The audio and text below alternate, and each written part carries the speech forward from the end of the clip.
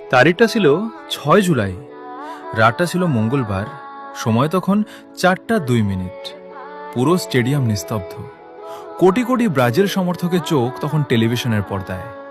ম্যাচের শেষ মুহূর্তে এসেই ব্রাজিল পেল পেনাল্টি। বলটা হাতে তুলে নিলেন নেইমার জুনিয়র। যেন পুরো একটা প্রজন্মের স্মৃতি দাঁড়িয়ে আছে সেই এক শটের অপেক্ষায়। রেফারির বাঁশি বাজতেই নেইমার শট নিলেন, গোলও করলেন। হয়তো সেটাই ছিল হলুদ জার্সিতে তার শেষ গোল।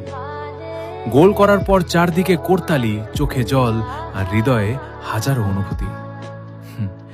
এরপর ধীরে ধীরে মাঠের দিকে শেষবারের মতো তাকালেন তিনি। সেই মাঠ যেখানে তিনি লিখেছেন অসংখ্য জয়ের গল্প, শিখিয়েছেন ড্রিবলিং এর জাদু, আর কোটি মানুষের হৃদয়ে জায়গা করে নিয়েছেন। শেষবারের মতো ব্রাজিলের জার্সি গায়ে মাঠ ছাড়লেন নেইমার জুনিয়র। সেদিন শুধু একটি ম্যাচ শেষ হয়নি, শেষ হয়েছিল ব্রাজিলের 10 নম্বর জার্সির এক সোনালী অধ্যায়। একজন খেলোয়াড় অবসর নিলেন, কিন্তু শেষ হলো না তার গল্প। কারণ কিংবদন্তিরা কখনো হারিয়ে যায় না, তারা বেঁচে থাকে স্মৃতিতে, ভালোবাসায় আর প্রতিটি ব্রাজিল সমর্থকের হৃদয়ে। একটা প্রজন্মের শৈশব হয়ে থাকার জন্য ধন্যবাদ নেইমার।